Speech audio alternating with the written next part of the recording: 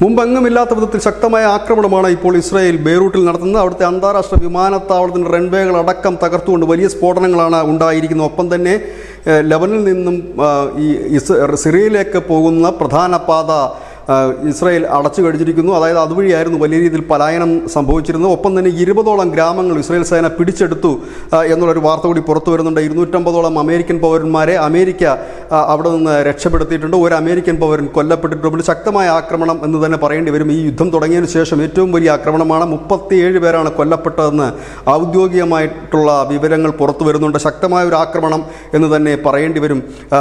അന്താരാഷ്ട്ര വിമാനത്താവളം തകർത്തിരിക്കുന്നു. ഒപ്പം തന്നെ റോഡ് ബ്ലോക്ക് ചെയ്തിരിക്കുന്നു.